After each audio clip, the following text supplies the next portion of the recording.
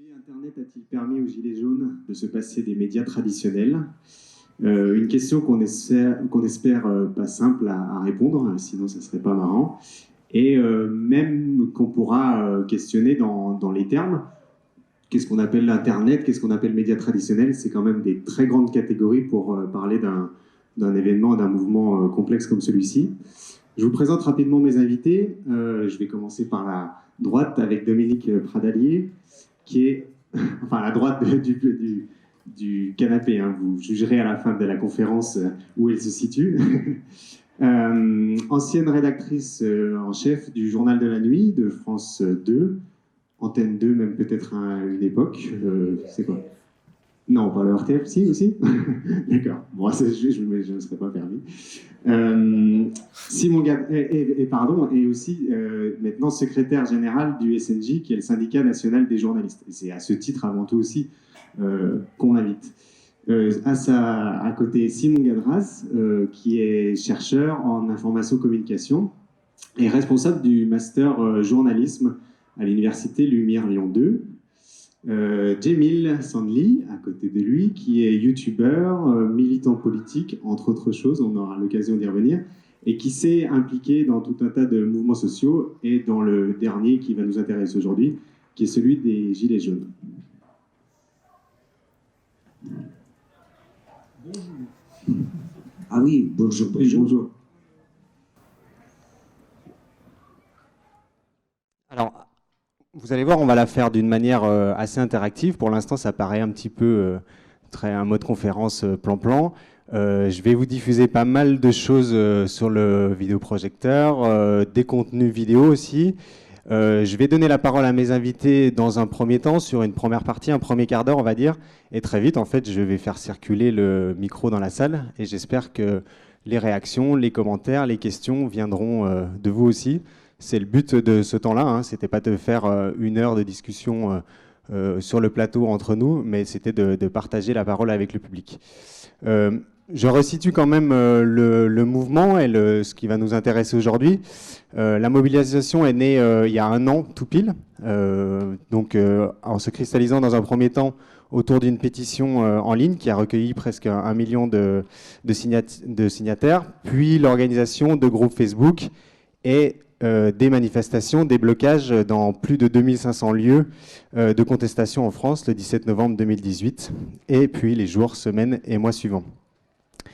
Par sa durée, son extension territoriale, comme par le niveau élevé des violences, la révolte des Gilets jaunes est l'une des plus graves crises sociales françaises depuis mai 68. C'est André Gunther, qu'on avait reçu l'année dernière, qui l'écrit sur son blog. Un blog au passage que je vous recommande sur la question de l'analyse médiatique du mouvement est passionnant, et il poursuit: parmi ses conséquences immédiates, on peut observer une altération profonde du climat politique et une dégradation de l'image du gouvernement. Mouvement inédit d'une grande complexité sociale, pourtant trop souvent réduit à quelques-unes de ses caractéristiques les plus grossières et pas forcément les plus représentatives, par certains cadrages médiatiques, par les commentaires partiels des observateurs comme des acteurs du mouvement, par nous toutes et tous au final. Car mouvement difficile à saisir. Éclatement géographique, nouvelles formes de lutte, absence ou multiplicité des porte-paroles, pluralité et convergence progressive des revendications, mais aussi en raison de notre rapport personnel, émotionnel, à la souffrance, à la violence, à la politique, aux images qui les ont rendues ou pas visibles. Résultat, beaucoup d'actions concrètes, beaucoup de discours, mais aussi beaucoup d'opinions non étayées empiriquement, de postures idéologiques ou de fantasmes, souvent loin du réel. La couverture médiatique du mouvement a fait l'objet de nombreuses critiques et a approfondi la défiance, voire la haine d'une partie de la population envers certains médias. Et l'émergence de paradoxes forts, comme celui que je vous soumets, certains percevant par exemple les médias comme les relais directs d'une propagande gouvernementale, et à l'inverse, d'autres critiquant la trop grande place ou la trop grande tolérance accordée à ce mouvement dans les médias. Premier paradoxe qu'on pourra discuter ensemble, une même situation et deux parties qui ne voient absolument pas la même chose dedans. Les journalistes eux-mêmes ont affronté une hostilité croissante, et sur le web, dans la rue, sont apparus de nouveaux relais d'information de plus en plus influents. La crise des Gilets jaunes a été en permanence remodelée par l'affrontement d'images, de vidéos, et brandie comme des preuves de visions contradictoires par les télévisions, les journaux ou sur les réseaux sociaux. Ce qui nous a fait écrire, donc, dans notre présentation de cette conférence, la façon dont les mouvements Gilets jaunes s'est approprié les réseaux sociaux numériques pour diffuser des idées et organiser des actions montre que les technologies numériques sont devenues un outil indispensable des mobilisations. Sans compter qu'Internet est un espace public qui a permis à celles et ceux qui se vivent comme des invisibles dans les médias dominants de s'exprimer. L'autoproduction en ligne de vidéos et de discours alternatifs a déclenché une crise médiatique et l'évolution nécessaire du traitement journalistique de l'événement. Mais cette défiance généralisée vis-à-vis de l'information professionnelle est-elle un terreau suffisamment fertile à l'émergence d'un contre-pouvoir médiatique légitime? Voilà pour cette introduction. Pardon, elle est un peu... mais je ne me sentais pas de la faire aussi spontanément comme ça. J'avais envie de ce cadrage-là. Et à partir de maintenant, je vous propose qu'en fait la discussion se situe surtout sur le traitement médiatique, la fabrication de l'image, la dimension numérique, puisqu'en fait on est sur un événement Super Demain qui met en jeu ça. Pour ma part, je ne me suis pas présenté, j'interviens en fait dans les écoles toute l'année, je conçois des ateliers pour Fréquence École où on questionne le rapport à l'information, à l'image, à la fabrication. Et donc c'est bien ce dont on va parler aujourd'hui. Je vais donner la parole tout de suite à mes invités. Mais avant, on va regarder un petit extrait d'une vidéo de Djemil, qui a une chaîne YouTube qui a à peu près 200 000 abonnés, c'est ça? Voilà. Et voilà, on va rentrer dans le sujet avec cette vidéo. Les images parlent mieux en Voilà. général. Je ne sais pas du tout qu'on va voir en fait.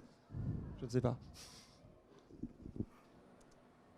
Pour un monde meilleur, même si Macron ne veut pas nous, on est là. Là, les citoyens ont décidé de reprendre leur destin en main.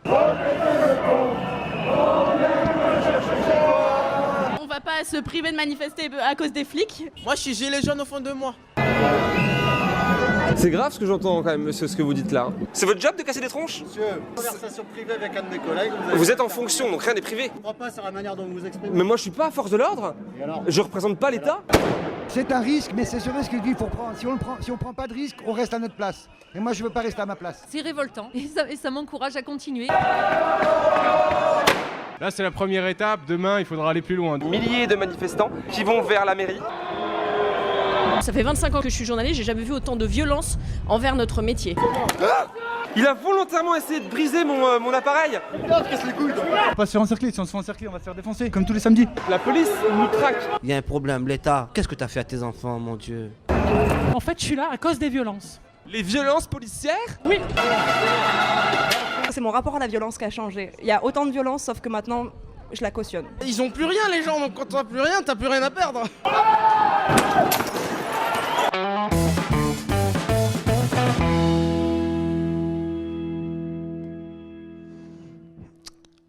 Alors voilà, on l'a choisi ensemble, cet extrait. Ça fait partie des nombreuses vidéos qu'il a publiées pendant le mouvement. C'est juste l'introduction en fait d'un des actes des Gilets jaunes ici à Marseille, avec un montage de choses qu'on va revoir plus en longueur après dans la suite de la vidéo. Ma première question, et j'espère que vous la gardez en tête cette vidéo et vous pourrez réagir dessus, c'est comment en fait ton engagement politique, militant, préalable aux Gilets jaunes, c'est lié à ce mouvement, et pourquoi avoir choisi la vidéo, cette forme de vidéo et l'univers de YouTube pour t'engager dans ce mouvement? Du coup, effectivement, ma politisation, alors moi j'ai 32 ans, je vis pas très loin d'ici, à côté de Genève, en Haute-Savoie, pour situer, et Marseille, bon, ça me semblait, l'extrait là qu'on avait effectivement choisi ensemble, me semblait pertinent parce qu'on voit une journaliste s'exprimer, moi aussi, finalement, quand je suis en manifestation avec une caméra et le matériel pour enregistrer du son, je suis aussi considéré comme un journaliste, alors que je ne suis pas, on en parlera encore après, tout à l'heure, j'imagine. Et ma politisation vient beaucoup de nuits debout. Ça a commencé là, même un petit peu avant avec les municipales de 2014. Et pourquoi choisir YouTube pour s'exprimer? Parce que je ne suis pas journaliste, donc je ne travaille pas dans un média. Et déjà, j'ai pas choisi un matin de faire ça, en fait, finalement. Hein, c'est venu Internet. Je crois que même si on n'est pas créateur de vidéos, je sais pas quoi, tout le monde devient un peu média aujourd'hui. On a tous YouTube, on a tous la possibilité de faire des lives, on le voit d'ailleurs beaucoup dans les Gilets jaunes. Tout le monde est son propre média. Et ça me semblait pertinent, en fait, de prendre la parole, moi, en tant que citoyen, tout simplement, pour pouvoir faire état de ce qui se passait réellement et combler un certain manque que je ressentais en tant que citoyen dans la sphère médiatique classique, traditionnelle, dans les institutions qu'on a depuis longtemps et qui faisaient pour moi pas le job, pas tous,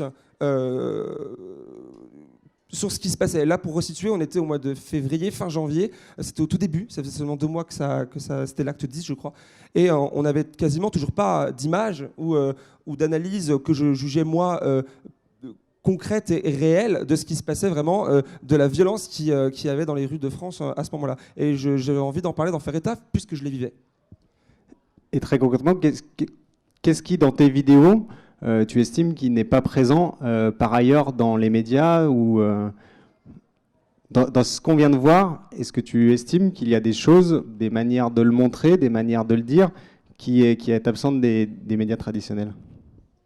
Alors, c'est pas forcément, je tiens à préciser, c'est pas forcément un reproche comme ça, brut, que je pourrais faire aux journalistes ou à la profession entièrement, parce qu'on en parlait déjà tous les trois tout à l'heure, et puis même avec d'autres gens avant. C'est bien plus complexe que ça, c'est un état de fait. Je peux pas reprocher à une éditorialiste parisienne d'une classe sociale précise qui ne vit pas ça. J'ai un exemple très concret. À Lyon, une semaine avant Marseille, l'acte 9, 2 de mes amis sont embarqués par la police pour avoir pas la bonne tête. Et dans leur sac, ils trouvent, comme beaucoup de gens, une paire de lettres de piscine, et puis ça suffit pour aller au trou. Et moi, j'échappe à ça parce qu'ils ne trouvent pas dans mon sac l'objet du crime. Et du coup, une dame que je pourrais décrire, je ne sais pas, tout à l'heure je lui ai fait un peu la blague de bourgeoise, je ne sais pas comment vous dire ça, une dame bien habillée, qui pourrait faire partie d'une classe sociale prise, mais ça, c'est encore une fois, c'est un raccourci, mais peu importe, je lui demande ce qu'elle en pense, ce qu'elle voit là. Et elle me répond, bah, c'est très bien, on est en sécurité, sans savoir que ces personnes avaient commis quoi que c'est, peu importe. Et tout ça pour vous dire que je ne pourrais pas reprocher à cette personne qui me faisait repenser à Ruth Elkrieff sur BFM TV de ne pas faire état de ce qu'elle ne vit pas, de ce qu'elle donc ne peut pas comprendre.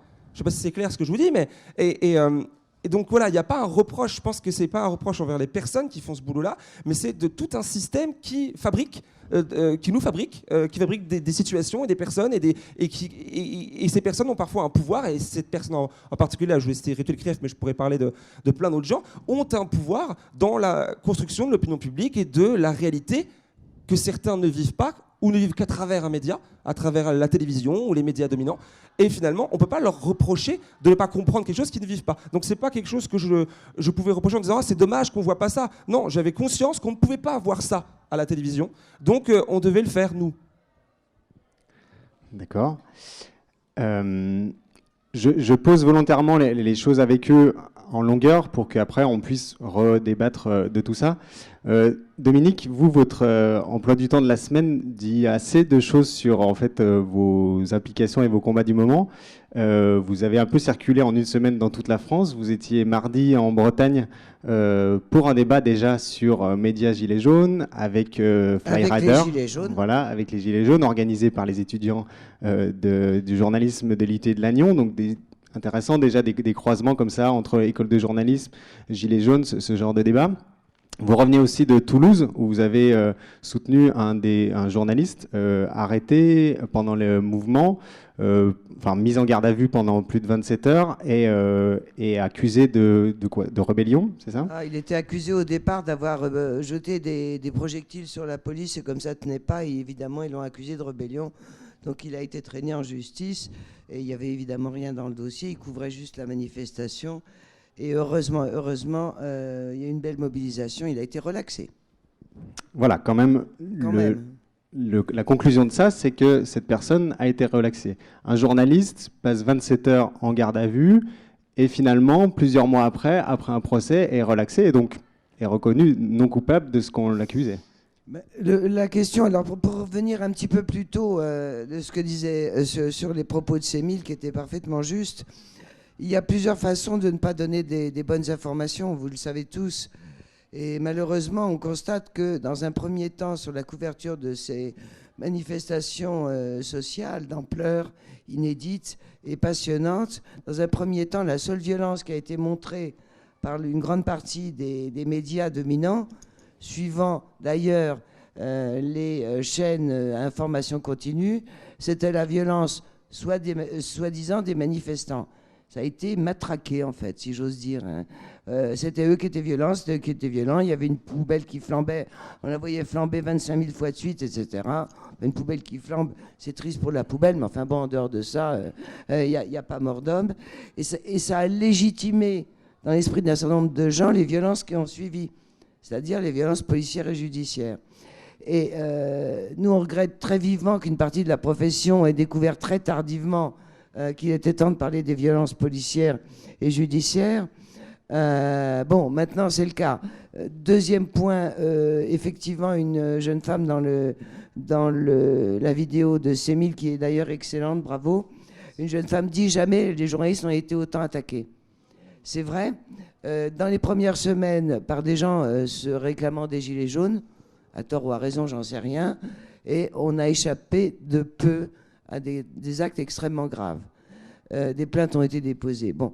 Et puis quand on a réussi par la réflexion, par les rencontres, etc., à bien faire le distinguo entre journalistes de terrain et médias, ça a cessé totalement.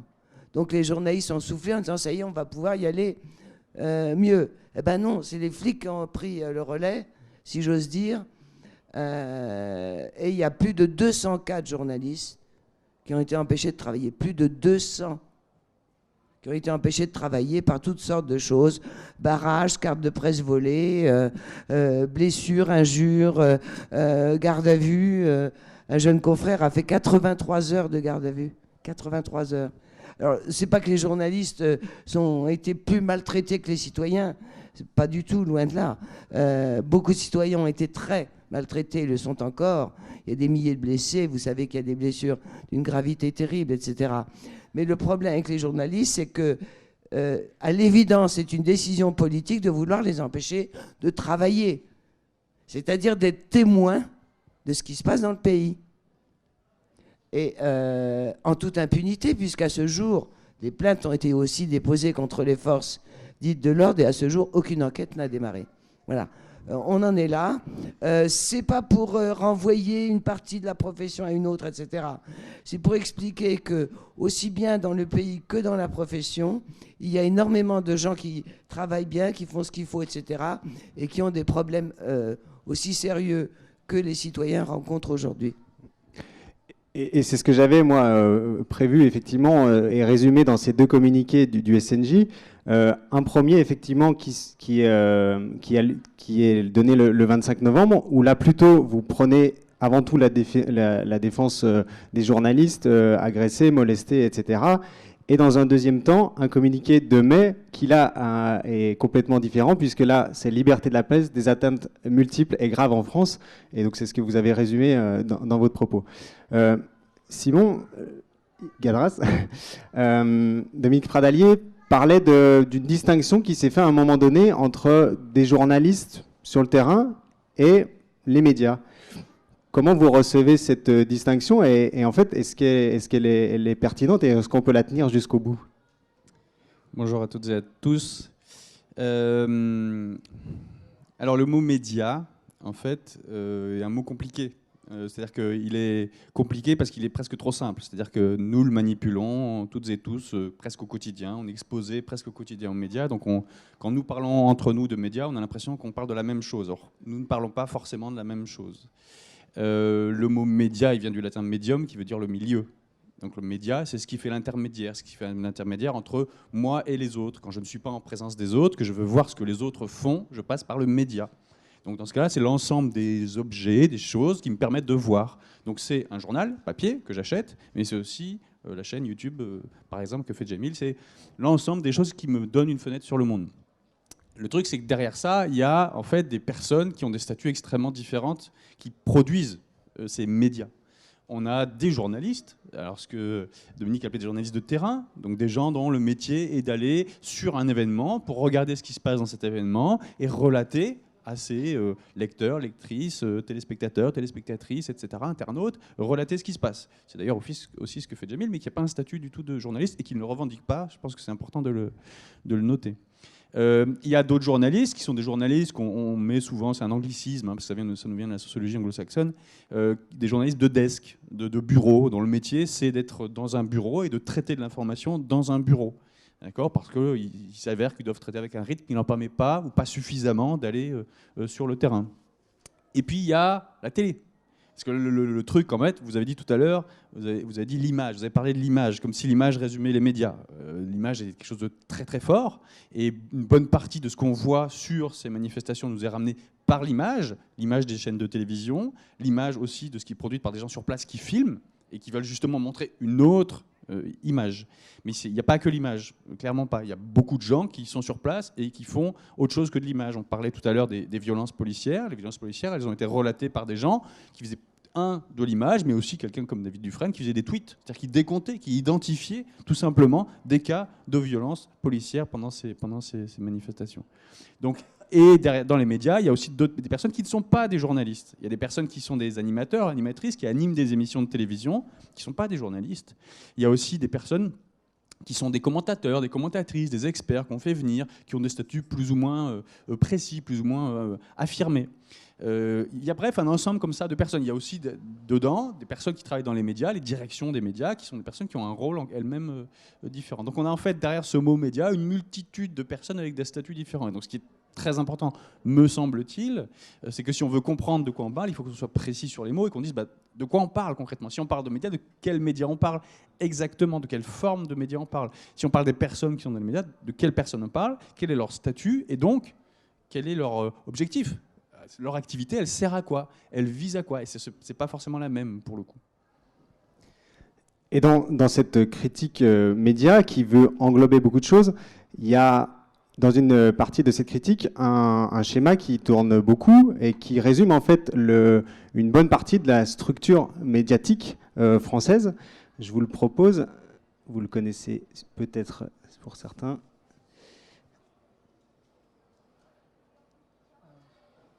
Qui est celui-ci, qui a été produit par le Monde diplomatique, qui est régulièrement mis à jour.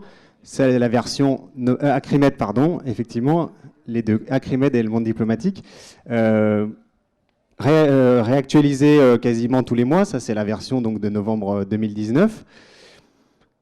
Qu'est-ce qu'on peut dire, chacun, de ce graphique? Qu'est-ce qu'il dit? Qu'est-ce qu'il explique d'une partie de l'infrastructure médiatique, et qu'est-ce qu'il ne dit pas, ou en tout cas, qu'est-ce qu'on pourrait lui faire dire trop facilement?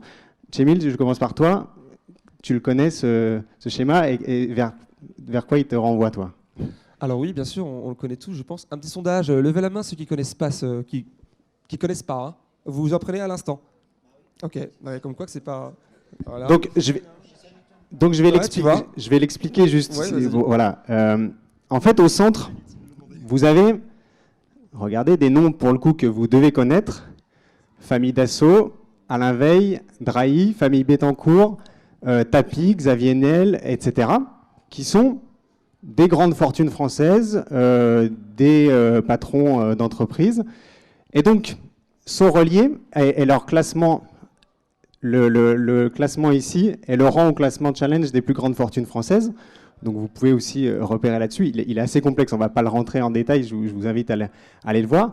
Et donc, si on s'écarte, ça relie progressivement, il n'y a rien de complotiste, hein, c'est une construction sociale, économique, froide. Ça relie les pourcentages d'implication, d'abord dans des structures, des holdings, puis ces holdings détenant elles-mêmes une partie ou toute de certains médias. Oui, et si on voit simplement, c'est un schéma qui montre la concentration dans quelques mains. Voilà, c'est pas très facile à voir, c'est pour ça. Voilà, c'est un schéma qui montre qu'il y a une énorme concentration dans quelques mains d'une majorité de médias français. Oui. Xavier Niel, Comme quoi... Qu'est-ce qui subventionne pas aujourd'hui? Très bien, c'est parfait, c'est parfait. Donc il nous permet en fait d'avoir cette discussion aujourd'hui sur lui et sur ce genre de médias. Ça nécessite du coup d'aller assez loin dans la complexité des modes de financement et des attentes dans ce genre de cas. Cémile, du coup, maintenant que j'ai un peu plus expliqué ce schéma, toi, comment tu le mobilises? Est-ce qu'on t'en parle souvent? Est-ce que cette concentration dans les mains de certains est un vocabulaire qui revient, que tu entends? Exactement. Alors, pour recontextualiser les choses, on parle là des Gilets jaunes. Et revenons, du coup, là, c'est l'anniversaire aujourd'hui. Ils ont 1 an aujourd'hui. Hier, j'étais en manifestation encore hier soir. Et j'y retourne tout à l'heure en manifestation à Paris. Et l'anniversaire s'est très, très bien fêté. Continue aujourd'hui. Les gens se sont subitement politisés sur les ronds-points et dans les réunions. Mais vraiment, c'est-à-dire qu'il y a des gens qui n'étaient pas du tout politisés avant et qui, du jour au lendemain, se sont mis à lire la Constitution et puis plein de choses, juste que ça. Hein, voilà. Donc, ils savent maintenant. Enfin, il y a énormément, des millions de gens ont appris que, ben ouais, un média, ça se possède, ben ouais, comment ça marche, machin. Enfin, une grosse envie de comprendre pourquoi et d'expliquer ce qui pouvait les dominer ou pas, parce que c'est une affaire de domination en fait, hein, ce truc. Et en voyant déjà, avant de comprendre pourquoi, dans les médias, une énorme masse de la population française se sentait un peu à l'image de l'Assemblée nationale pour les élus, pas représentée dans la sphère médiatique. Je ne sais pas à quel pourcentage il y a d'ouvriers en France, par exemple. Bah, les gens qui s'expriment à la télévision, les ouvriers, ils n'ont pas là. Pareil pour là, le grand débat sur les femmes volées, ben, il y a très peu de femmes volées qui ont parlé à la télévision. Donc voilà, il y a ça, et je pense que là-dessus, en fait, en comprenant ça, plus en ayant vécu ce que je viens de vous dire, le fait de ne pas se sentir représenté, il y a forcément un rejet minimum, une défiance envers les institutions et du coup une volonté d'émancipation, de rechercher l'information ailleurs ou de la produire eux-mêmes. Et je pense que ça c'est venu à soi. Et je ne sais plus, tu pourras peut-être me corriger, mais c'est 80% des titres de presse français qui sont détenus par 9 personnes. Alors ça veut tout dire et rien dire.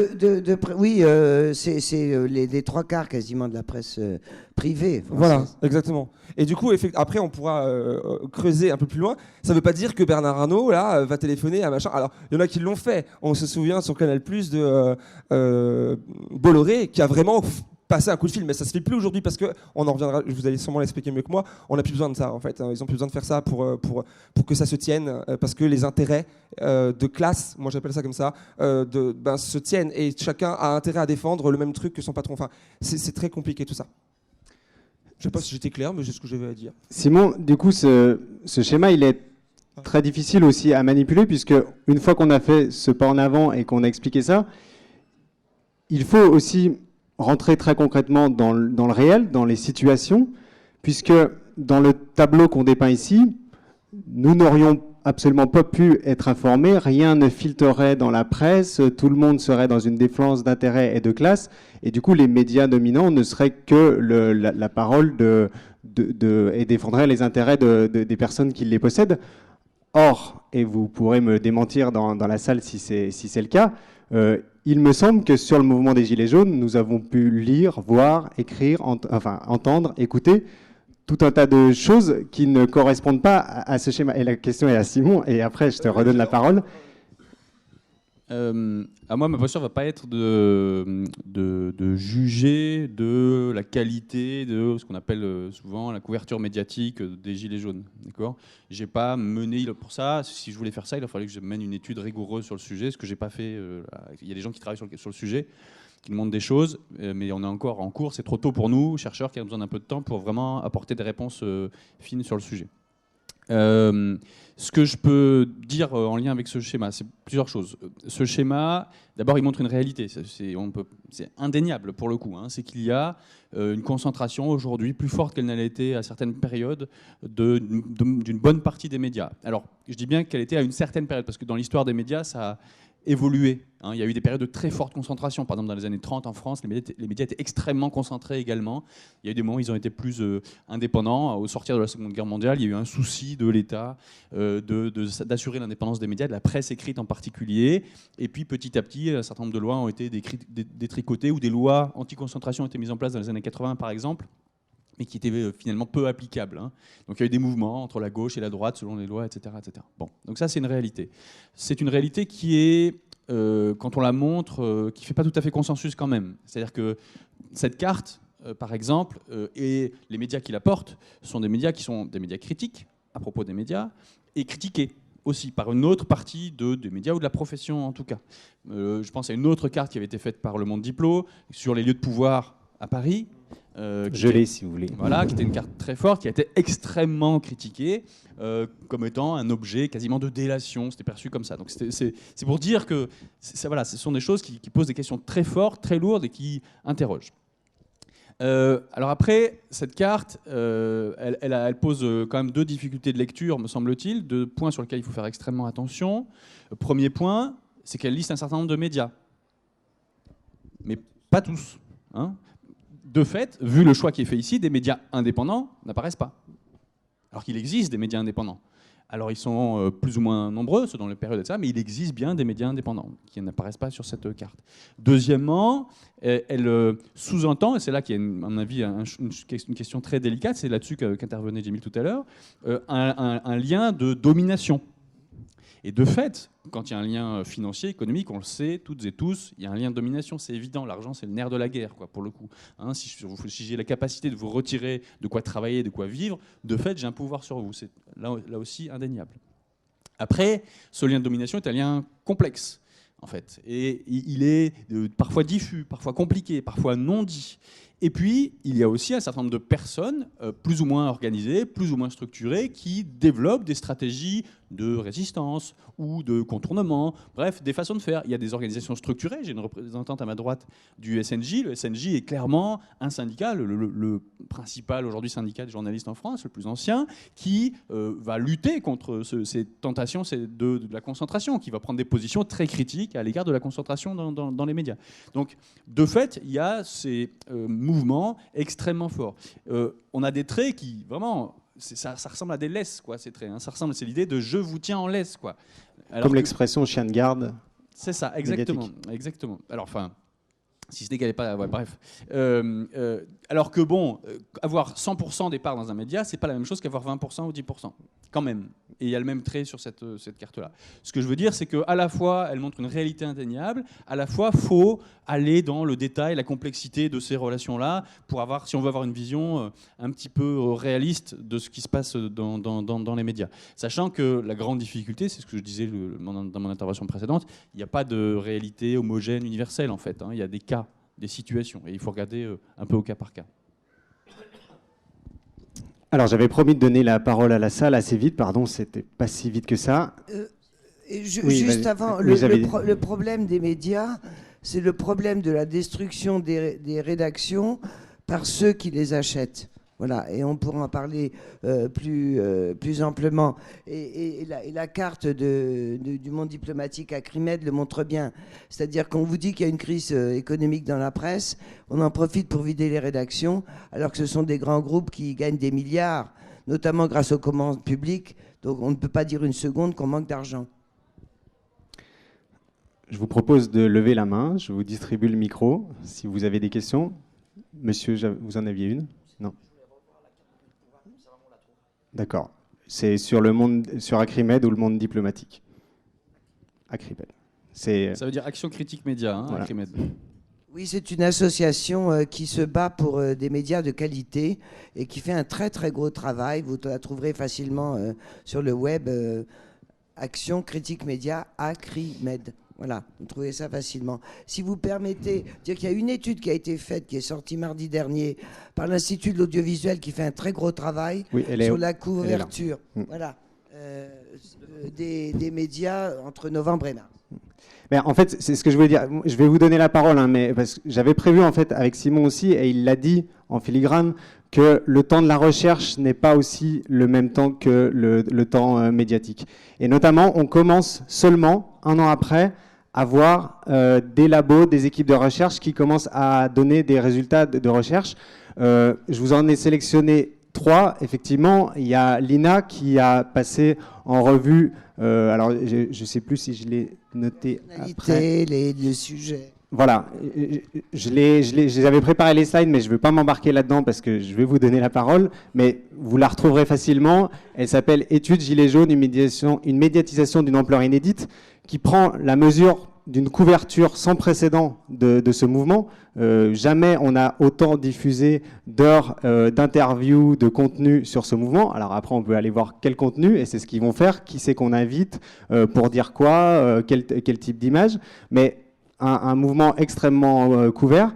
Et il y en a deux autres qui est du même labo, qui est un labo toulousain, peut-être que tu connais, Simon, et que tu peux les présenter. C'est des collègues de Toulouse, notamment là, sur les 4 auteurs, Brigitte Seba et Nikos Mernaios, sont des collègues de Toulouse. C'est très très impressionnant le travail qu'ils ont fait, dans les délais dans lesquels ils ont fait. Et ils ont en fait, parce qu'ils ont une très grosse expertise sur l'analyse de très gros corpus. Ils ont des logiciels qu'ils utilisent de longue date, qu'ils ont même développés. Ils sont des spécialistes en France et dans le monde de ces questions-là.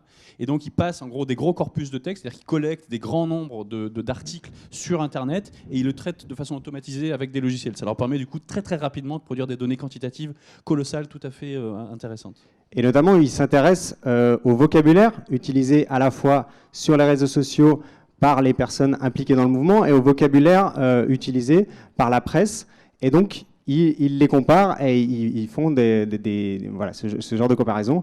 Les résultats sont passionnants.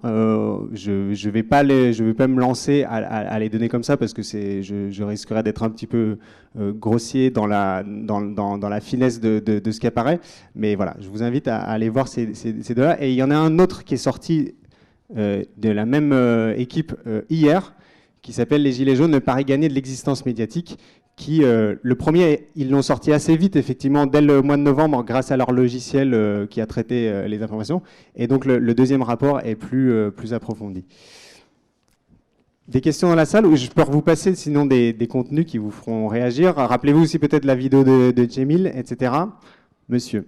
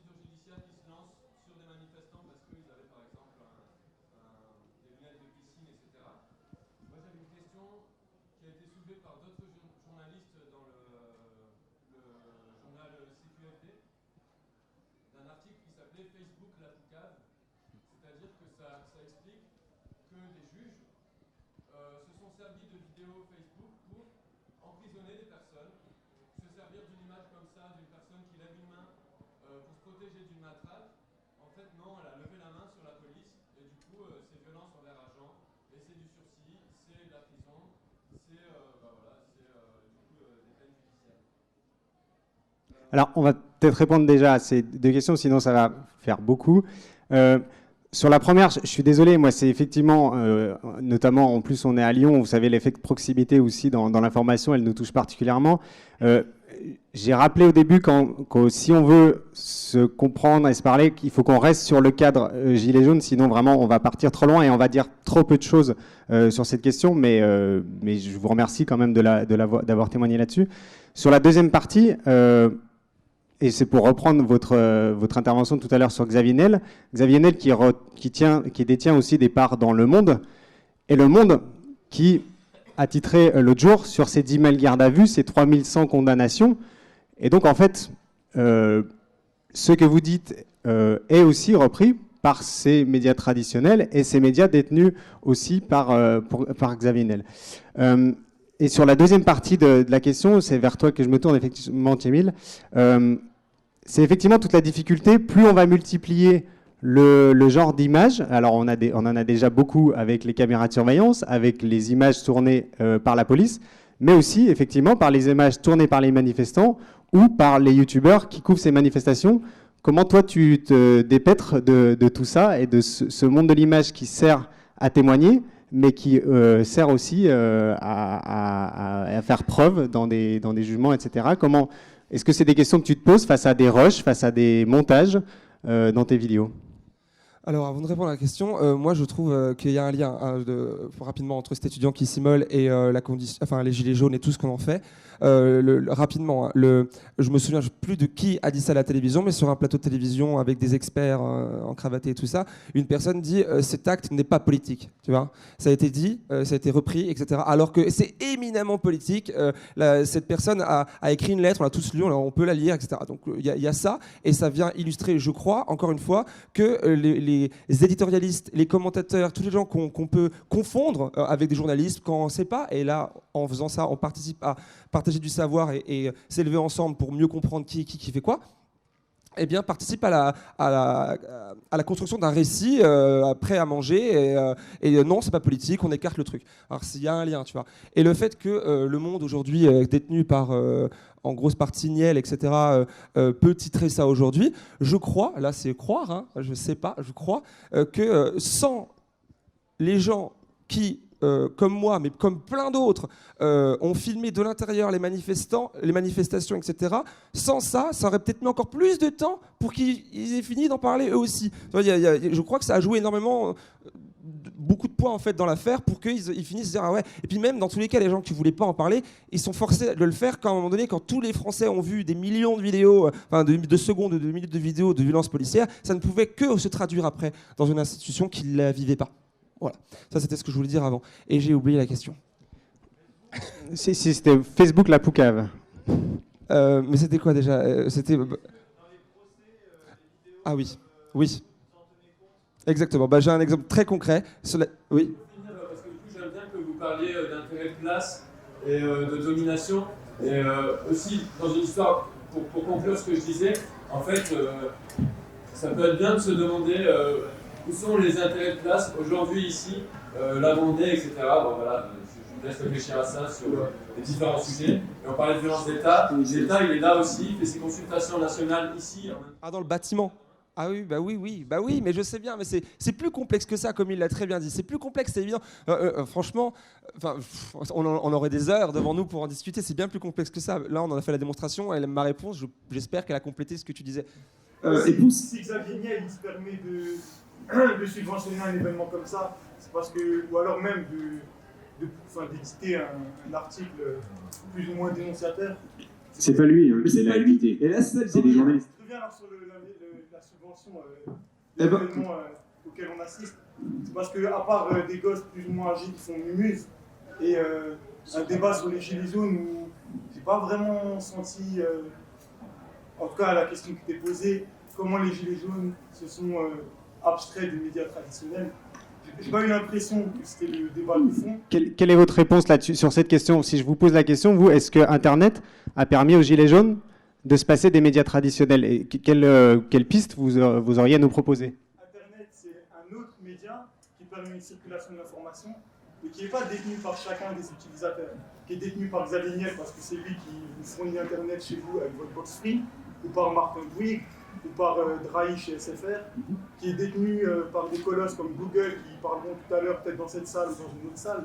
Non, ils détiennent les tuyaux, mais ils ne détiennent pas le contenu. Exactement. Vous faites la confusion entre les tuyaux et le contenu. Le jour où ils vous ferment les tuyaux, vous aurez un écran noir. Le jour où les écrans, le jour où les tuyaux sont fermés. Et si personne ne vous apprend à utiliser un terminal ordinateur, personne ne sait ce que c'est un terminal. Il n'y a que les gens qui savent allumer et cliquer sur Google Chrome, faire des recherches, etc.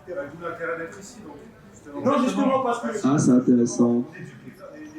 Mais non, ils jouent avec des gros, les enfants. Non, il s'éduque s'il vous plaît, aussi. moi, je n'ai rien contre une parole libre, tout ça, mais faut qu'on s'écoute. Comment ? Et oui, c'est la complexité du réel, désolé, et oui... C'est la domination, comme le disait Jamil. C'est ça, en fait. Donc Jamil est dominé puisqu'il est venu ici. Non. Donc, qu'est-ce qui se Mais passe? n'empêche que oui, je suis dominé. Oui, comme toi, comme tout le monde, je suis dominé. Moi, je suis précarisé, je suis uberisé, je gagne 3 francs 6 sous, je suis pas au SMIC, je suis même moins sur YouTube, etc. Il y a des journalistes qui font leur métier et qui bossent chez Libé et machin, et pareil, ils sont dans la merde. Enfin, on est tous sur le même bateau. On le voit avec ce mouvement des Gilets jaunes, etc. On le voit bien. Ce que je voulais quand même recentrer pour répondre à la question, les images que ça compte dans la judiciarisation des affaires, etc. L'exemple de mon petit frère qui, première manif de sa vie, il sort à Nancy avec son live Facebook comme des centaines d'autres, il se fait coffrer, il prend 6 mois ferme en comparaison immédiate. C'est un exemple, tu vois, par exemple. Il a fait appel, on attend toujours parce que des milliers de gens ont été condamnés, mais des milliers, hein, plein de gens ont été coffrés, etc. C'est l'exemple contraire parce que les vidéos, il les avait et n'ont pas été utilisées pour pouvoir le juger. Je vous invite à aller voir, on a fait une vidéo, une interview là-dessus, parce qu'il n'y avait que nous. Et c'est un bon exemple parce que aucun média, ni les Républicains, ne voulait parler de cette affaire dans le coin. Il n'y a que RT France qui a voulu, après on pourrait débattre aussi sur les médias, mais bien l'écouter et l'entendre. Et moi, on a dû se défendre tout seul, et ça peut aussi rentrer dans le débat, se débrouiller malgré tout, avec ce qu'on a. Et les images, effectivement, il y a profusion d'images, donc on se perd dans tout ça. Ça peut être utile pour prouver quelque chose, mais et nous desservir aussi. C'est très complexe comme affaire. Et toi, très concrètement... Avant de terminer, sur le côté judiciaire, il y a de plus en plus l'exécutif qui aspire le pouvoir qui est censé être séparé de celui judiciaire, avec la nomination des procureurs par parfois le président directement pour Paris. Et enfin, je ne sais pas si je vous l'apprends, hein, mais c'est très lié, avec de moins en moins d'argent et de moyens pour ce qui est la justice qu'on appelle libre, donc les juges d'instruction, etc. Et de plus en plus de moyens de pouvoir donner aux préfets de police, et donc qui sont directement subordonnés à l'État et donc au ministère de l'Intérieur et de Castaner. Et ça, donc du coup, on peut y voir, je ne sais pas si je suis clair, hein, c'est un peu compliqué, j'essaie d'aller vite, on peut y voir directement une volonté politique, puisque c'est très très vertical, le milieu policier, de s'acharner sur une dite population ou un mouvement social en particulier. Et là, je crois qu'on le voit depuis des mois. Pour répondre à la première question, oui, Internet a aidé les journalistes des grands médias à se rendre compte qu'ils ne pouvaient pas continuer à ignorer un certain nombre de réalités. Oui, ça a servi à ce que la voix des citoyens passe. Oui, ça a servi au pluralisme et c'est extrêmement sain. Bravo, et on souhaite que ça continue. Deuxièmement, sur ce que disait Sémile sur la justice, il y a quand même un point qui nous pose problème. Je vous ai parlé de 200 journalistes environ. Eh bien, très peu ont déposé des plaintes. Vous avez des citoyens qui ont été brutalisés ou blessés par milliers. Très peu ont déposé des plaintes. La LDH, la Ligue des droits de l'homme, elle-même voudrait qu'ils posent plainte. Parce que tant que les citoyens, quoi qu'ils pensent de la justice, ne portent pas plainte, l'exécutif dit moi j'ai quasiment pas de plainte, j'ai pas d'enquête, etc. Les gens crient bien fort, mais il n'y a rien derrière. Or, ça, c'est un vrai problème. Et s'il est vrai que la justice n'est pas forcément indépendante, notamment les procureurs, mais les juges d'instruction, mais tous les autres magistrats le sont, puisque à Toulouse, on a eu notre jeune confrère relaxé. Donc, je veux dire, là, il y a aussi un jeu, entre guillemets, politique, citoyen à faire, c'est-à-dire, si on doit porter plainte, eh bien, on doit le faire. On doit le faire. Alors, je sais que ça coûte des sous, de l'énergie, du temps, mais on peut faire ça à plusieurs, on peut le faire en collectif. Et je veux dire, un des vrais problèmes que nous, on a au SNJ, c'est de voir que peu de journalistes portent plainte. Voilà. Alors, je vous donne la parole tout de suite. Je voulais quand même faire réagir Simon sur une partie de l'échange que j'ai cru capter ici, cette question d'Internet, des canaux de diffusion, de ce qu'il y a dans ces canaux. Est-ce qu'on pourrait faire quand même un petit point, ce qui permet de comprendre comment Cemil peut utiliser Internet pour être critique aussi, et cette différence entre canaux et contenu. Je ne sais pas bien comment aborder la question. Je ne sais pas si faire la distinction entre canaux et contenu et l'essentiel. Ce qu'on l'a dit. Je fais bien la place parce que Google, ça soit à votre place tout à l'heure. Alors, donc c'est la question de la domination. Cette question de la domination, c'est très clair. Il y a des entreprises qui sont des mastodontes, très clairement. des Français, on parlait de Neil tout à l'heure, mais à l'international, Google est bien plus riche que Neil, etc., qui sont là, ça c'est très clair, et qui essayent de maximum de prendre de la place. Il y a des enjeux de domination et des mécanismes de domination, on en a parlé. La question, pour moi, là, c'est qu'est-ce qu'on en fait ? Nous, en tant qu'individus, en tant que citoyennes, citoyens, qu'est-ce qu'on fait face à ça ? Comment on agit face à ça ? Moi, je n'ai pas la réponse à cette question. Je fais comme je peux, mieux que je peux. Par exemple, moi, une des réponses que je propose en tant qu'enseignant-chercheur, c'est de former des étudiants, par exemple de leur expliquer ces mécanismes-là, qui voient qu'il y a ces entreprises qui ont des stratégies et qui voient aussi qu'il y a des espaces de résistance et qu'à partir de là, elles et eux fassent des choix en conscience de citoyennes, citoyens, et je forme des journalistes, des futurs journalistes, pour qu'ils puissent agir le mieux possible dans ce contexte-là. Et c'est ce qu'on fait aussi à Fréquence École, par ailleurs. Voilà. Après, on en discutait... Des tablettes aux enfants en obligeant les étudiants à se connecter 36 fois par jour sur leurs adresses mail, leur ELT, leur machin. En imposant l'outil numérique, à chaque... Non mais ça me fait réagir trop fort, c'est pas possible, je bouillonne, et à un moment ça sort. En imposant l'outil numérique, que ce soit à la fac, que ce soit dans les écoles. Comment vous êtes informé sur le mouvement des Gilets jaunes ? Comment vous avez eu accès à cette parole, ces actes, etc.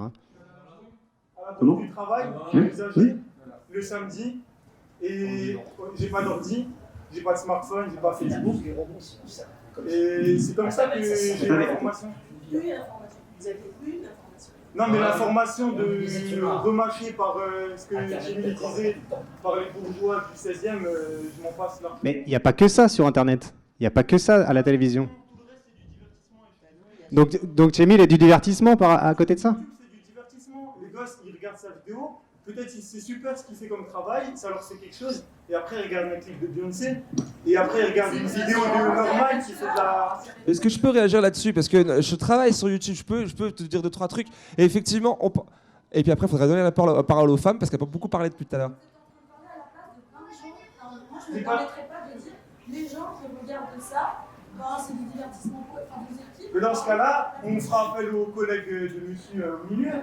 Il y a des chercheurs d'université, il y a des chercheurs dans le monde entier qui montrent que Internet et l'utilisation des écrans et tout le travail qui est fait sur les écrans, là voilà, je vais faire le mot, il y a des recherches scientifiques. Et comment vous allez accéder à ces rapports ? Ce rapport, ils ont été mis en ligne. Moi, c'est comme ça que j'ai accédé et c'est comme ça que je peux avoir accès à cette information. Je veux bien aller aussi sur la place Guichard, mais je ne suis pas sûr que ce rapport il soit accessible à cet endroit-là. Donc... J'aimerais réagir quand même là-dessus. C'est-à-dire que ce que tu soulèves, c'est un problème systémique. Le fait que Google va venir ce soir tout à l'heure et que moi je suis sur cette chaise, il n'y a aucun rapport. Par exemple, je fais confiance à l'intelligence collective pour le comprendre, ça, tu vois. Il n'y a aucun rapport. Moi je suis tout seul, je suis libre, etc. Le mot qui n'a pas été prononcé depuis tout à l'heure, c'est libéralisme ou capitalisme, par exemple. Ce qui fait que YouTube, j'ai complètement conscience que cette plateforme vient lisser le contenu. Il y a un rapport entre tuyau et contenu. Il y a forcément un rapport. Comme il y a un rapport entre je suis embauché chez Au Monde Diplo, je vais pas pouvoir faire gloire au libéralisme. Tu vois, il y a une éditoriale. Chémil, oui. Juste, est-ce que tu peux rentrer très concrètement, toi, par exemple, ce rapport-là, comment tu le vis, toi, dans ton activité de youtubeur ? C'est le modèle économique de YouTube, comme le modèle économique de tout le monde en France et dans le monde occidental. Enfin voilà. Hein.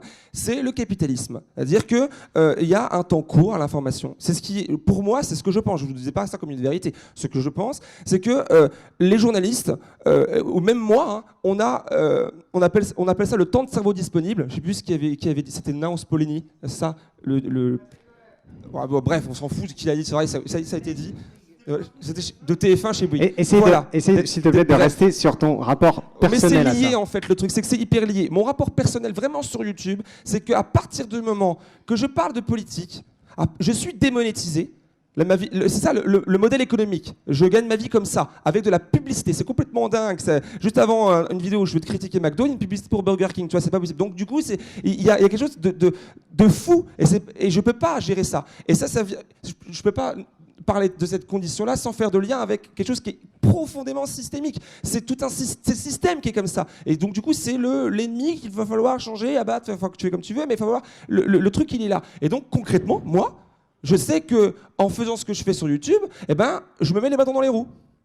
J'ai plein de camarades, des collègues de boulot qui font aussi ce métier, enfin ces métiers, parce que c'est une précarisation. On n'est plus juste auteur ou juste pigiste, machin. On est tout. On est monteur, machin, tout ça, journaliste. Enfin, on fait tout plein de choses en même temps. C'est une précarisation. D'ailleurs, beaucoup dans le métier traditionnel le font maintenant de plus en plus. Donc la preuve que c'est systémique. Et nous met les bâtons dans les roues. Donc, ça vient nous forcer à faire du divertissement. D'où le montage que vous avez vu au début, qui n'est pas celui d'un journaliste classique, qui est censé capter l'attention. Parce qu'effectivement, la vidéo d'après, ça peut être Beyoncé, qui sera vachement plus sexy dans le contenu, hein, pas dans la personne, dans le contenu. Le contenu doit être sexy, doit être attrayant, doit attirer le clic, etc. C'est le système qui est comme ça, et qui pousse le contenu à s'adapter à la forme du tuyau. En fait, c'est comme ça que ça fonctionne. D'où l'intérêt de posséder le tuyau, de posséder les médias, d'où l'intérêt du syndicalisme, etc., de reprendre possession de nos moyens de production, que ce soit la fabrication, ça ne devrait pas être une fabrication, mais tout du moins la production de l'information, tout comme l'usine de bâtons de glace à côté. Tout est lié, en fait, finalement. Et moi, je n'ai pas la main mise là-dessus. Et je sais, j'ai été invité chez Google plusieurs fois, machin. Je sais ce qu'il faudrait que je fasse pour pouvoir quintupler mon nombre d'abonnés et donc du coup l'argent que je vais me faire. Mais du coup, à un moment donné, tu as un choix. Soit tu choisis ton camp. Et bien, j'ai choisi le mien. Mais sauf que on peut pas. Donc le camp des capitalistes, t'as choisi. Ah bah non. Bah si, puisque tu es sur YouTube et tu as choisi ce modèle-là et tu choisis de te soumettre au modèle de vidéo qu'il t'impose. Eh ben non, parce que je n'applique pas les codes. Ah bah c'était ma question, justement. Ah bah la réponse est là. J'applique pas les codes et c'est pour ça que tel contenu va être plus médiatisé, enfin mis en avant par la plateforme, et c'est pas le mien, mais loin d'être le cas. C'est loin d'être le cas. Si tu as vu mon contenu sur YouTube, c'est que tu es dans le cercle des gens. Le principe d'une plateforme, c'est que tu restes plantant dessus pour que tu vois la publicité. La chaîne de télévision, c'est pareil. C'est le principe de Facebook comme de TF1, c'est que tu restes plus longtemps devant l'écran en question pour que tu puisses voir la publicité qui va suivre le programme en question. C'est ça le temps de votre disponible. Et ben, si tu vois mes vidéos sur Internet, c'est parce que tu es dans le cercle de gens que le robot YouTube t'a étiqueté en tant que lui va aimer ce contenu. C'est très hermétique en fait. C'est le modèle économique qui est comme ça. Oui. Alors, je fais réagir quand même Simon là-dessus, sur ce modèle économique, et après, promis, c'est vous, monsieur. Non, mais sinon, en fait, ça fait une prise de parole, quelqu'un déballe quelque chose, et il n'y a pas de réaction, d'opinion contraire à ça, et c'est moins porteur. Oui, bien sûr, mais c'est pour ça que mais sur le plateau quand même, sinon j'invite qu'un invité. D'accord. Alors, ok. Allez-y. Allez-y. Alors, justement, ce que j'avais à dire, c'était donc sur Madame. Mais par contre, je fais juste une petite constatation sur ce que vous venez de dire. Hein. Donc, pour moi, du moins, Internet, je suis OK, évidemment, qu'on a besoin d'Internet pour ces informations-là, elles sont importantes. Mais tout le temps, c'est prouvé, il y a des analyses qui ont été faites aux USA, la recherche de raccourcis, en fait, elle entraîne dans une sorte d'installation dans le cerveau, une automatisation qui est dangereuse, une automatisation de raccourcis pour nous, voilà, et bien sûr qui est bonne pour les dominateurs. Donc je vous fais juste ce constat-là. Hein. Donc maintenant je vais revenir sur ce que j'avais prévu de vous dire là. C'est que vous dites qu'il y a très peu de plaintes pour les violences sur les journalistes. Et ce qui m'intéresserait, moi, c'est de connaître la vraie cause, qui, à mon avis, est sûrement cachée. Parce qu'on parle de perdre, du moins, poser une plainte, ça prend du temps, de l'argent, mais moi, je suis convaincu qu'il y a autre chose. Voilà. Il y a autre chose dans quoi, pardon dans les violences. Non. Pourquoi les journalistes ne font pas leur dépôt de plainte, voilà. Bah, écoutez, il y a des plaintes déposées, mais il n'y en a pas 200. Et il y en a une trentaine, une quarantaine. Et je trouve que c'est insuffisant. Et je me réfère aussi à la Ligue des droits de l'homme qui a lancé plusieurs appels récemment disant aux citoyens, portez plainte, il y a peu de plaintes. Et je constate que c'est la même chose chez nous et le déplore. Oui, mais si on allait les interroger, pourquoi ils ne déposent pas plainte? On découvrirait peut-être des choses qu'on n'imagine pas, voilà.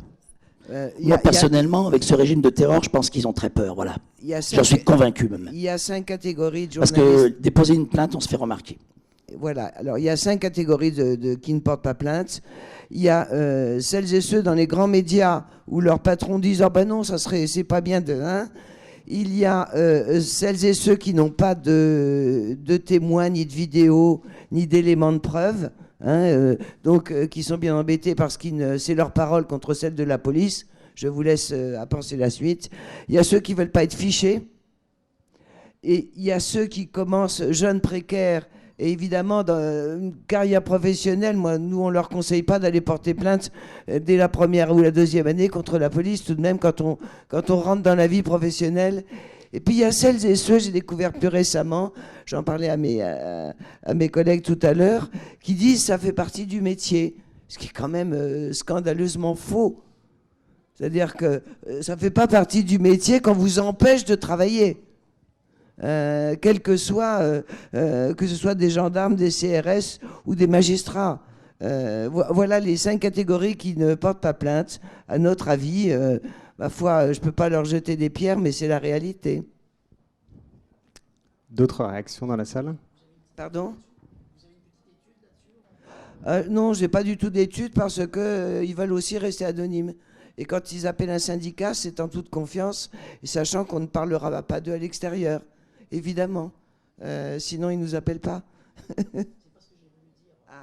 Non, je n'ai pas d'études. Je n'ai que David Dufresne, qui est un garçon très sérieux, et aucun des signalements, et dont je salue le travail ici, qui est un confrère vraiment très courageux, et aucun des signalements qu'il a fait, que ce soit de journalistes ou d'autres, n'a été démenti à ce jour. Il a sorti un livre récemment, Dernière sommation, un truc de genre, que j'ai lu, qui est très bien, qui n'a pas non plus démenti. Donc je veux dire, il fait un travail très sérieux de documentation. Chaque cas est documenté par des certificats médicaux, des témoignages, des vidéos, des photos, etc. Je veux dire, ce sont des cas sérieux. Et un travail vraiment remarquable. Et on souhaiterait que ce travail soit fait collectivement, et il l'est fait dans certaines villes, notamment à Toulouse, par les observateurs, par les street medics, etc. Je veux dire, il faut dire que là, on est dans une espèce de tsunami. Ça nous est tombé dessus, alors qu'en France, on n'avait pas l'habitude que les forces dites de sécurité se transforment en agresseurs ou agresseuses, parce qu'il y a aussi des femmes. Donc, quelque part, on a été embarqué dans une forme de tempête qui nous a tous un peu laissés sur place. Quand je dis tous, c'est en tant que citoyenne, en tant qu'observateur, en tant que médecin, etc. Maintenant, les dossiers sont en train d'être faits, et je veux dire que derrière cette tempête-là, il va y avoir une tempête judiciaire assez importante, parce que les enquêtes ne vont pas pouvoir être bloquées si longtemps. Et nous avons été... Alors, en France, le défenseur des droits n'a pas été entendu, la Commission nationale des droits de l'homme n'a pas été entendue, la Ligue des droits de l'homme et tous les représentants des libertés fondamentales, qui sont celles dont on parle en ce moment même, c'est-à-dire de manifester et d'informer et d'être informé, toutes ces libertés-là font l'objet à l'étranger d'études incroyables. Nous, on a été entendus par la Commission européenne aux droits de l'homme du Conseil de l'Europe, par des rapporteurs spéciaux de l'ONU qui sont venus de Genève. Je veux dire que la communauté internationale, globalement, ne comprend même pas ce que c'est que cette France, la patrie des droits de l'homme, qui voit les libertés fondamentales écrasées. Donc, on est dans cette espèce de phase de rapidité et de brutalité. Je pense que maintenant, il y a un sursaut citoyen, judiciaire, etc., qui va prendre le relais. En tout cas, c'est dans ce sens que nous travaillons. Alors... Ah bien sûr, alors l'ONU, ils nous ont expliqué comment ils font avec 2 phrases, avec la permission de l'animateur. Ils sont venus, ils nous ont dit, voilà, on fait une lettre de saisine de l'État, concerné, quel qu'il soit. L'État répond, donc ils nous ont donné la lettre et la réponse. C'est accablant. C'est accablant, non pas la lettre, mais la réponse, vous aurez compris. Et d'à partir de là, ils enquêtent et ils vont publier incessamment sous peu, semble-t-il, puisqu'on les a vus au mois de mai, puis après on les a documentés, etc. Ils doivent faire un rapport, donc on l'attend, voilà. Allez-y. Tout à l'heure, en fait, vous parlez en fait de pas mal de médias qui sont en train de fermer, en fait.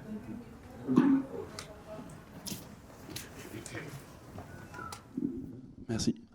Je voulais me renseigner, en fait, c'est quoi l'alternative? Est-ce que les journalistes actuellement qui sont virés de médias comme l'Express ou autres, qui se trouvent au chômage, en fait, d'après vous, vu que vous avez une sorte d'observatoire, qu'est-ce qu'ils font en fait actuellement? Est-ce qu'ils ont l'intention de monter d'autres médias propres à eux, justement alternatifs? Merci. Alors ça, c'est un mouvement qui a commencé grâce à Internet, pour le coup, on va dire au milieu des années 2000. C'est-à-dire qu'à partir de là, il y a des journalistes qui travaillent dans des médias traditionnels, la presse écrite, la télé, etc., qui ont commencé à se dire, moi je suis dans un média dans lequel je ne me reconnais plus, la ligne éditoriale ne me va pas, ou alors qui se faisait virer pour des plans sociaux, des choses comme ça. Et il y a des clauses, pour le coup, chez les journalistes qui font que quand on vire un journaliste, on doit le dédommager. D'accord ? Et donc ils ont un petit peu d'argent de côté et un bon nombre d'entre eux ont utilisé cet argent en s'associant à plusieurs pour remonter un média sur Internet. Donc on a une série de médias, Mediapart, c'est comme ça que c'est né par exemple, et ça a commencé au milieu des années 2000, Rue 89 né comme ça, enfin il y a toute une série de médias comme ça les jours aujourd'hui. Voilà. Donc il y a pas mal de tentatives de journalistes qui quittent des médias traditionnels et qui essaient de reconstruire autre chose, souvent sur Internet. Pas seulement, il y a des gens qui lancent du papier ou des choses comme ça, mais souvent sur Internet. Donc oui, une partie de ces personnes-là vont se reconvertir, notamment grâce à Internet. Internet a cet avantage, c'est que le coût d'entrée est faible. C'est-à-dire que ça coûte proportionnellement beaucoup moins cher de faire un média sur Internet. D'ailleurs, quelqu'un qui, comme Jamil, peut faire un média avec des moyens relativement modestes. Donc on peut faire un média assez facilement sur Internet, plus que si on doit lancer un truc papier, il faut imprimer, ça coûte très cher, ou une télé, il faut de gros matériel, de la grosse logistique. Des locaux, etc. Quand même, attention, c'est pas gratuit non plus. Et quand on dit tout le monde peut être un média, c'est quand même un tout petit peu plus compliqué que ça parce que ça nécessite au minimum un petit peu de matériel et surtout du savoir-faire, voilà, des compétences. Il faut savoir faire de la vidéo, il faut savoir filmer, il faut savoir écrire, etc. Et tout le monde n'a pas ces compétences-là. Et surtout, ça nécessite un soutien de la part de ses lecteurs, puisque si les lecteurs ne veulent pas que ce soit la publicité qui finance l'information, qui va la financer? Ça doit être les lecteurs. Et donc, c'est des modèles aussi qui sont payants. Et ça change tout aussi dans le rapport à l'information, et notamment c'est le cas avec Mediapart. Ouais, justement, c'est de très bonnes remarques parce que, encore une fois, en fait, on ne peut pas reprocher aux médias donc, du coup, de se plier à cette règle-là, parce que de plus en plus, les médias sont pas publics. Enfin, il y en a quasiment plus, en fait, quand tu regardes bien. S'ils sont pas publics, ils sont quoi? Ils sont privés. Et à partir du moment que tu es financé par telle ou telle personne ou groupe de personnes, ou voilà, tu dois t'y plier de fait. Ou alors, il y a aussi, on pourrait parler de reproduction sociale. Les gens se fréquentent entre eux, on se fréquente parce qu'on se comprend, parce qu'on est dans le même cercle. Et ben, ça marche aussi bien dans la vie de tous les jours que dans les rédactions, que dans voilà, un mec ou une meuf qui est censé embaucher le nouveau journaliste ou remplacer ceux qui étaient virés. Ben, de fait, elle va plutôt privilégier quelqu'un qui pense comme elle. Enfin, si elle n'a pas cette déontologie. Est-ce qu'on peut rester sur le modèle économique? Alors là, j'arrête un tout petit peu pour la profession, parce que la profession a une charte d'éthique. Il n'y en a qu'une en France. Elle est reconnue totalement par la profession, mais pas par la majorité des patrons de presse. Voilà, qui n'en veulent pas, bien évidemment. Pourquoi? Parce qu'elle dit, par exemple, première phrase, le droit du public à une information de qualité complète, libre, indépendante et pluraliste, rappelée dans la Déclaration des droits de l'homme et la Constitution française, guide le journaliste dans l'exercice de sa mission. Point. Cette responsabilité vis-à-vis du citoyen prime sur tout autre. Donc vous voyez bien pourquoi les patrons n'en veulent pas. Donc ça fait des années, alors sauf l'audiovisuel public, ce qui fait à peu près 10% des journalistes, qui l'a co-signé et qui est censé la mettre en pratique, qui le fait dans une majorité de cas, mais pas assez de notre point de vue. Voilà, le travail du journaliste, quel qu'il soit, c'est de voir, d'entendre, donc d'enquêter, de vérifier, de remettre dans un contexte et de publier. Bon, eh bien, ça a un coût. Céline l'a rappelé, d'autres l'ont rappelé. Il faut bien qu'un journaliste vive de quelque chose. Il ne peut pas vivre en attendant qu'on lui livre des laitues et des œufs sur son paillasson. Je veux dire, il faut bien qu'il vive. Et une enquête, ça prend beaucoup de temps, parfois beaucoup d'argent. Et c'est parfois dangereux en plus. Enfin bon, tant pis, on sait. Mais je veux dire, l'information a un coût. Et tant que les citoyens, certains en tout cas, auront l'impression que l'information c'est gratuit, il n'y a qu'un faucon, il suffit qu'on se branche, eh bien, la profession de journaliste vivra des temps de plus en plus difficiles. Quant à celles et ceux qui sont partis, c'est un drame parce que je vous parle du groupe Mondadori, par exemple, qui a été racheté par eWorld, c'est un groupe de presse spécialisé, et notamment Science et Avenir, eh bien, sur les 330 journalistes, 220 s'en vont. 220 sur 330, parce qu'ils ne veulent pas cautionner ce qui est une information dévoyée de mauvaise qualité. Ils savent très bien qu'ils vont rien retrouver, ou difficilement. Mais ils partent quand même, parce que leur conscience leur dit qu'ils ne peuvent pas rester dans ces conditions-là. Donc ils partent et puis ils vont essayer de vivre leur vie quand même, avec un petit pécule au départ, comme l'a rappelé notre ami universitaire. Vous savez, ça ne dure pas très longtemps, les petits pécules, quand on doit élever une famille. Juste un mot sur cette question économique. Il y a une réalité qui est terrible, mais qui est ce qu'elle est, c'est qu'il est très compliqué aujourd'hui de gagner de l'argent avec de l'information. C'est très compliqué. Il n'y a pas beaucoup de médias qui arrivent, très concrètement. Les médias qui arrivent à vivre sont des médias qui ne font pas que de l'information, qui font beaucoup de divertissement, parce que le divertissement, ça, vous avez raison, ça rapporte, ça c'est très clair. Les gens sont prêts à payer, les publicitaires, les annonceurs sont prêts à payer pour ça, ils ne sont pas prêts à payer pour mettre des pubs à côté des mauvaises nouvelles, quoi. Ça n'a aucun intérêt pour un annonceur. Donc c'est très difficile. Les entreprises qui font de l'argent, dans les médias, sont des entreprises qui font des tas d'autres choses, dans lesquelles il y a un peu d'information, parmi beaucoup d'autres choses. Donc c'est une énorme difficulté à laquelle sont confrontés les médias aujourd'hui, de plus en plus forte, parce qu'on peut faire de l'information par ailleurs. C'est un vrai problème pour le coup. Et pour revenir du coup à la question Internet, etc., peut-être que Internet permet encore aujourd'hui, peut-être pas demain, la liberté d'Internet n'est pas acquise. D'ailleurs, c'est marrant, les acquis sociaux ou acquis tout court, on porte très mal leur nom, il faut toujours les défendre, permet le temps long. Alors que dans un média qui est voué à être financé par des fonds privés, etc., et être inscrit dans un système qui va toujours plus vite, où le temps court prime, où la dépêche doit être rapide, où on doit comprendre... C'est très compliqué de résumer n'importe quel sujet politique ou même social en 1 minute 30 dans un JT qui en fait 25 minutes. Enfin, c'est même impossible, voire c'est même presque criminel de faire ça. En fait, finalement, on ne peut pas. Il faut le temps long, finalement, pour pouvoir comprendre les choses. Et bien peut-être qu'Internet permet ça encore aujourd'hui. Le fait que sur Internet, on peut parler pendant 1 heure d'un sujet et prendre le temps, là où dans les médias que nous abandonnons au capital, on a peut-être un rôle à jouer tous en fait. Abonnez-vous à des médias indépendants, donnez 1 euro, 3 euros par mois à des médias qui pour vous valent la peine de survivre. C'est aussi un acte militant concret à faire. Alors, je vois qu'il y a 2 questions et des gens qui ont déjà parlé, pas parlé. On a une contrainte de temps aussi pour l'organisation de l'événement. Jamil repart manifester à Paris cet après-midi. Il a un train à 13h, donc il va falloir qu'on le libère. Vous pouvez quand même rester avec nous, discuter après la conférence, avec plaisir. Je prends quand même 2 questions à la suite des personnes qui n'ont pas encore parlé. Ici, et madame. Oui. Je vous rejoins juste sur ce que vous venez de dire, parce que moi, je suis viticulteur. Bon, je suis dans le monde de l'agriculture, c'est exactement la même chose. On ne veut plus être dépendant des gros groupes, donc il faut aussi se prendre en main.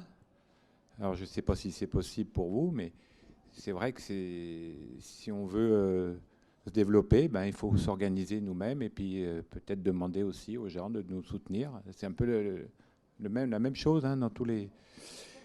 Et puis alors, simplement, j'aurais voulu aussi une question par rapport, on a encore vu hier, je ne sais pas, moi je ne suis peut-être pas assez au courant, mais vous avez fait quelque chose sur les black blocs, c'est ça? Est-ce que dans vos reportages, vous en parlez? Est-ce que c'est pas ça aussi qui justifie peut-être, moi je suis un peu naïf, la position du gouvernement de taper de plus en plus fort sur tout le monde, quoi, finalement?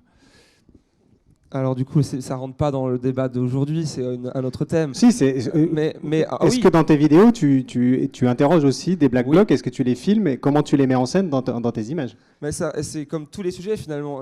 En septembre, j'ai pris tout septembre pour faire un peu le tour des manifs et j'ai pu participer. Alors, non pas être black bloc, mais voir de super près ce que c'était. Et effectivement, c'est hyper loin du monde de Rue Telcrief et ailleurs. C'est l'opposé en fait. Mais bon, un black bloc, déjà, il faut savoir ce que c'est. Avant d'en parler, en fait. Qu'est-ce que c'est un black bloc? C'est vraiment c'est quelque chose de fondamentalement politique, c'est une mode d'action directe, et qui peut être incompréhensible par une classe sociale qui, elle, malheureusement, détient quasiment tous les canaux d'information. Enfin, tu vois, il y a un lien qui est à faire. Ça peut être aussi un provocateur. Ça peut être aussi un provocateur, et on l'a vu hier à Paris, ça peut être aussi la BAC. Je ne sais pas du complotisme que je vous dis. Il y a des vidéos qui tournent depuis hier et je l'ai vu moi de mes propres yeux plusieurs fois où des gens tout en noir casse des trucs. Ça peut être toi, ça peut être n'importe qui, et ça peut être un flic, et c'est souvent le cas, je t'assure, et qui finalement fonce direction les flics, qui crie c'est la BAC, et ils se mettent derrière. Donc, et effectivement, après, ça soulève plein de questions. À qui profite la situation? Et c'est à chaque fois pareil, à qui profite l'information? À qui profite cette situation? À qui profite plein de trucs? Et c'est la question qu'il faut se poser pour s'approcher de la réponse. Mais oui, j'aborde cette question, et si tu ne connais pas le travail, je t'invite à aller voir. Plusieurs fois, on a abordé cette question de manière frontale, parce que j'ai la liberté de le faire, et que d'autres personnes, et j'ai des amis qui sont journalistes, n'ont pas forcément la liberté de le faire, ou la possibilité. Voilà. Ou on les finance pas pour le faire, parce que voilà, c'est ça. Enquêter sur les black blocs, ça va prendre du temps, ça je vous le dis. Et on prend une dernière question de madame, je l'avais promis, et on s'arrêtera là. Oui, donc on a vu à travers tout ça qu'effectivement les gilets jaunes ont été portés par les réseaux sociaux. La réponse du gouvernement, enfin de l'État, était plutôt longue à venir à travers les médias traditionnels. Quelle a été son utilisation des réseaux sociaux au niveau de l'État? Comment il s'est lui-même emparé des réseaux sociaux pour répondre à tout ça? Parce qu'on n'a pas vu cet angle, cette approche. Ils agissent là, comme sur d'autres, par la décrédibilisation des gens qui parlent en face. Alors, soit on dit, mais il n'est pas journaliste, soit on dit, ah oui, non, mais il a trempé dans des trucs louches. Ça commence par une campagne de décrédibilisation de l'auteur qu'ils veulent. Et ils ne répondent jamais sur le fond. Mais c'est aussi vrai sur Internet que sur d'autres médias. Je voudrais simplement dire que nous, on a été obligés de faire ça, ce guide de défense du journaliste de poche. Je ne pensais pas qu'on le ferait, tellement on a aussi décrédibilisé les journalistes. Et là, on leur donne leurs droits face aux forces de police et aux forces judiciaires. Donc c'est la décrédibilisation qui est l'arme première des contradicteurs et qui utilisent plusieurs canaux, des canaux plus ou moins officiels. Mais c'est pour ça que je rejoins complètement Sémile quand il dit « Regardez à qui le crime ou l'information profite ». Ça, c'est la première chose dont on doit tous, y compris nous bien sûr, être les porteurs. C'est-à-dire à chaque fois se poser des questions. Simon, je te laisse. Oui, pour compléter là-dessus, votre question en fait soulève pas mal de points différents. C'est-à-dire que l'État, qui est un ensemble avec pas mal de choses différentes quand même dedans, hein. Il y a des gens qui travaillent dans les ministères, des conseillers, etc. Il y a des services de police, il y a des services, il y a la justice, etc. L'État va être amené souvent à regarder les réseaux sociaux. Ils sont très attentifs à ce qui se passe dessus. Hein. Regardez ce qui est fait quand il y a des vidéos qui deviennent virales, c'est-à-dire qu'on constate qu'il y a beaucoup de vues d'un coup qui montent, ils commencent à se dire « Oh là là, qu'est-ce qui se passe? Il y a un problème autour de ça ». Ils vont s'en servir pour, on parlait de la question judiciaire tout à l'heure, pour attaquer des personnes, c'est-à-dire condamner des personnes, en tout cas essayer de faire condamner des personnes en essayant de repérer leurs actes sur des vidéos. Après, quand l'État communique, c'est-à-dire essaye de porter un discours, là, globalement, c'est le discours global de l'État qui se décline sur les réseaux sociaux. Hein. En fait, c'est leur posture. Si leur posture, c'est d'être une posture extrêmement critique, de dire non, la police fait bien son travail, il n'y a pas de violence policière, il n'y a pas de problème, etc. Et ben, ils vont le décliner sur un maximum de formes. D'accord ? Donc, ils vont aller à la télé pour le dire, ils vont parler dans la presse pour le dire, et puis ils vont aussi faire des vidéos sur Instagram, des messages sur Twitter, etc. pour dire la même chose sur des formes différentes. Hein. Ce sont des stratégies, ce qu'ils appellent des stratégies 360, où on essaie de viser l'ensemble des médias, dont les réseaux sociaux et Internet. Et puis je voudrais dire aussi pour l'été... Pardon. J'entends pas ce que vous... Ça fait partie des lieux sur lesquels ils communiquent, évidemment. Mais le truc, c'est qu'ils ont une difficulté, c'est que ces réseaux sociaux appartiennent à des entreprises privées extrêmement puissantes qui sont indépendantes de l'État. Donc eux-mêmes tâtonnent dans leur façon de faire. Hein. Eux-mêmes ne savent pas bien comment communiquer avec les réseaux sociaux, on voit bien. Et souvent, ils suivent des tendances qui sont initiées par d'autres personnes, par des gens qui ne sont pas des gens de l'État, des blogueurs, des choses comme ça, qui créent des choses, des formats nouvelles. Et là, ils essaient de ensuite reproduire. Je voudrais simplement ajouter que nous sommes en train de travailler sur un Conseil national de la déontologie journalistique et de la médiation, CDJM, Assemblée constitutive le 2 décembre, et qui, totalement indépendant, serait composé de journalistes, d'éditeurs et de citoyens, et qui se saisirait ou serait saisi des dysfonctionnements, ferait une enquête et émettrait un avis public. Voilà ce qu'on pousse de force. On ne sait pas si on y arrivera depuis des années et des années. Donc on espère qu'on va y arriver. Dernière prise de parole, vas-y. Du coup, c'était super pour finir ça, donc j'ai pas envie de revenir derrière. Ça me va aussi. Non, mais c'est vrai que ça me va aussi. Et ça montre aussi que Chacun prend sa part dans cette affaire de différentes manières, avec les contraintes et les possibilités et les espaces qu'il a.